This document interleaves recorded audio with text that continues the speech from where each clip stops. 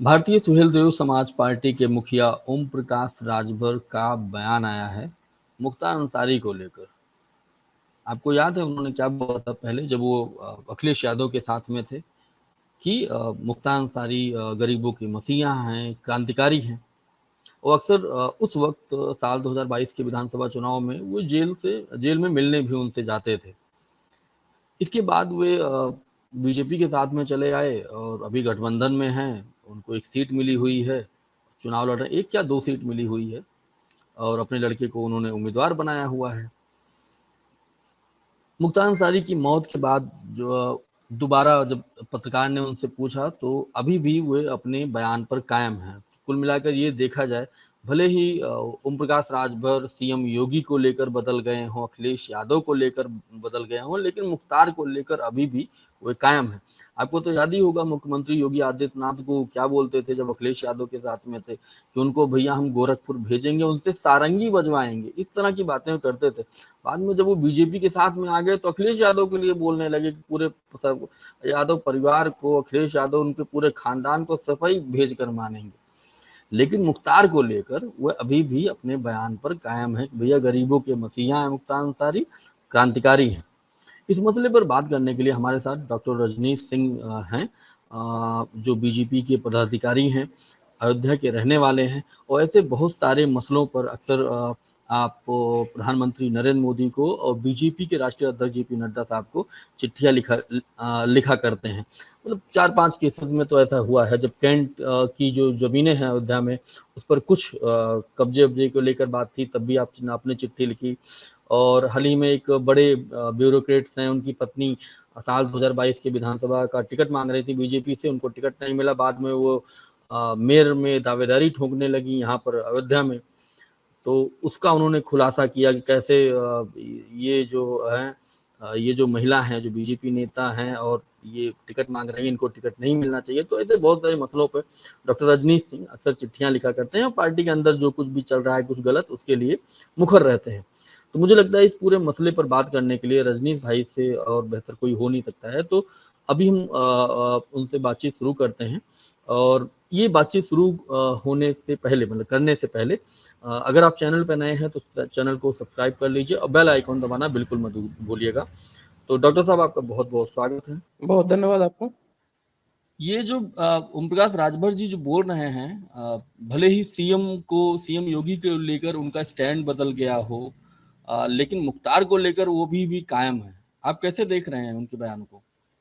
देखिए, पहली चीज तो जान लीजिए कि मुख्तार अंसारी के मामले में ओम प्रकाश राजभर ने जो बयान दिया है वो ओम प्रकाश राजभर का निजी बयान होगा और उसके लिए बेहतर तो सुहेलदेव भारतीय समाजवादी पार्टी का कोई प्रवक्ता बता पाएगा।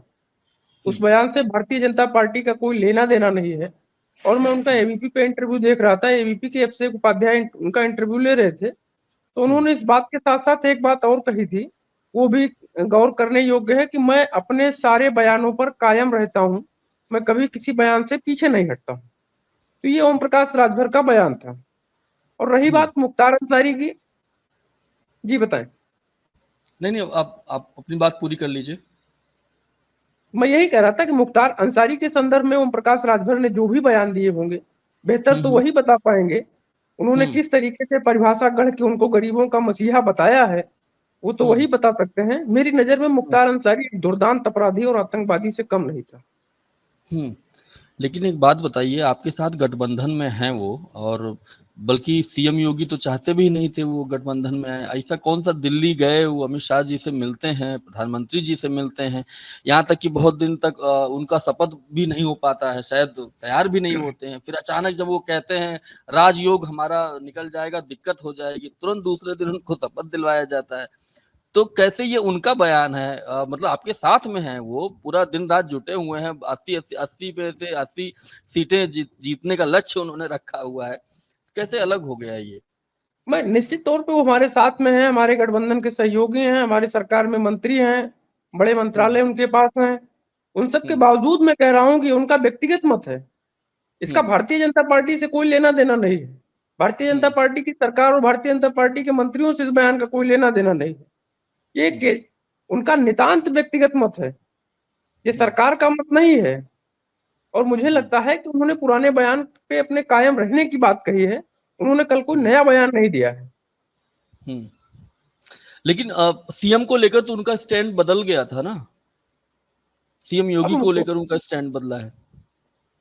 अब मुख्यमंत्री जी को लेकर उनका स्टैंड बदला है, वो स्वागत योग्य है। जब जागो तभी सवेरा, भगवान ने उनको सद्बुद्धि दी, उनका स्टैंड बदला पूज्य महाराज जी के प्रति, इसके लिए उनको धन्यवाद।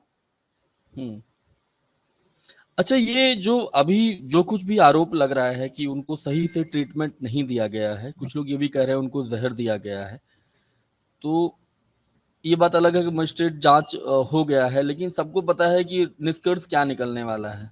आपको ऐसा नहीं लगता है कि अतीक के साथ, आप बताइए कि जो अतीक अशरफ वाले मर्डर केस में वो जो लड़के, 3 लड़के जो थे, उनके पास 7-7 लाख की पिस्टल कहाँ से आ जाएगी? वो गजेड़ी भंगेड़ी टाइप के लड़के थे, उनके पास 7-7 लाख मतलब 21 लाख रुपए कहाँ से वो लोग अरेंज किए होंगे, उसका अभी तक कुछ नहीं आया है। नहीं, ऐसा नहीं है, उसकी भी जांच हुई है। जो तीनों कातिल थे वो तीनों कातिल जेल में हैं, उनका ट्रायल पूरा हो गया है और उनको बहुत जल्द न्यायालय साल भर के अंदर उनको सजा भी देगा। उन्होंने जो कृत्य किया है उसका वो अंजाम भुगतेंगे। पिस्टल कहाँ से आई, कहाँ से नहीं आई, उसकी भी न्यायिक जांच चल रही है। उसकी रिपोर्ट भी कुछ आई है, कुछ अभी पूर्ण रिपोर्ट नहीं आई है। और मुझे लगता है कि पूरी रिपोर्ट का इंतजार करिए, एक एक चीजें सामने आएंगी। और रही बात मुख्तार अंसारी की, जो आप कह रहे हैं कि उनको जहर दिया गया है, क्या किया गया, मैं आपको ज्यादा नहीं, बस 1 साल पीछे ले जाना चाहूंगा। मुख्तार अंसारी पंजाब की रोपड़ जेल में बंद थे, आपको भी पता है। रोपड़ जेल से उनको उत्तर प्रदेश की जेल ना आना पड़े, उसके लिए उन्होंने अपनी बीमारी का हवाला दिया था। लोअर कोर्ट से लगा के माननीय सुप्रीम कोर्ट तक उन्होंने बीमारी बताई अपनी, एक एक बीमारी, गंभीर बीमारी, कमर में समस्या, चेस्ट में समस्या, किडनी में प्रॉब्लम, कितनी गंभीर बीमारियों से वो पहले से ही ग्रसित थे। क्या उन्होंने जो याचिकाएं लगाई थी माननीय सुप्रीम कोर्ट में कि बीमारी के आधार पर मैं अस्वस्थ हूं, चल नहीं सकता हूं, सारी चीजें, क्या वो याचिकाएं गलत थी? क्या मुख्तार अंसारी पहले से बीमार नहीं थे?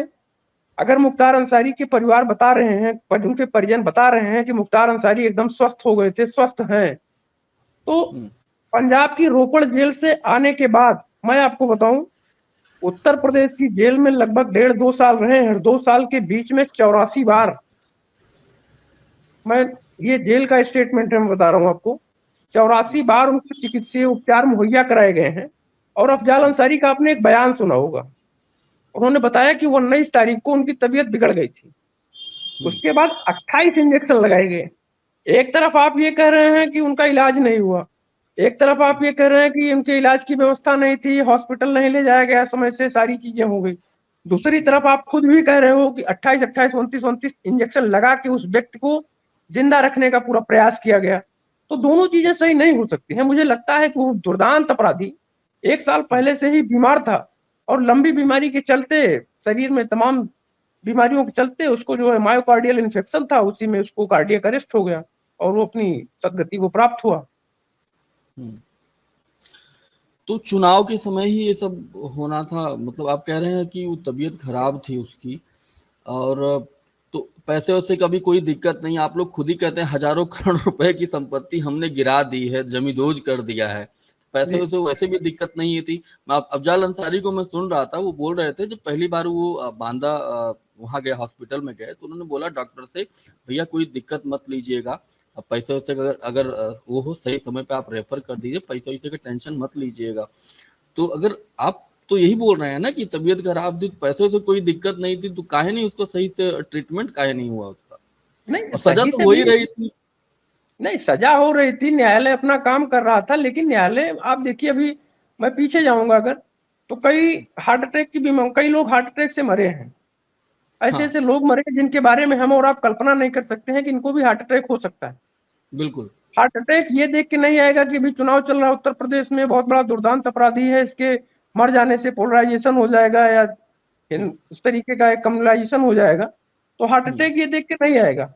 उसकी अपनी एक समय सीमा है, कब आएगा किसी को नहीं पता। भी हम आप बात कर रहे हो सकता है हम ही को आ जाए। तो हार्ट अटैक की एक अपनी कोई अवधि नहीं निश्चित है कि चुनाव के बाद आएगा या चुनाव के पहले आएगा।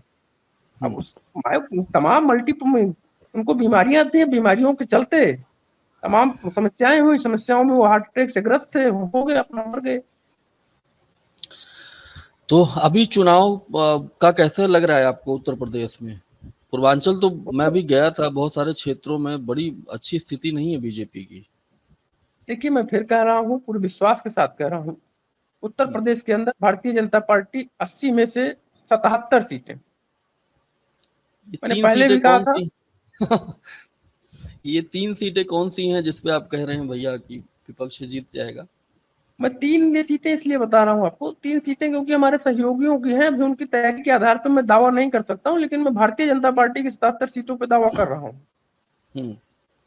जी, तो इस बातचीत को हम लोग यहीं ख़त्म करते हैं। हमारे साथ डॉक्टर रजनीश सिंह जी थे। मेरा नाम बहुत शैलेंद्र, धन्यवाद। तो आप लिखे रहे। बहुत-बहुत शुक्रिया, धन्यवाद।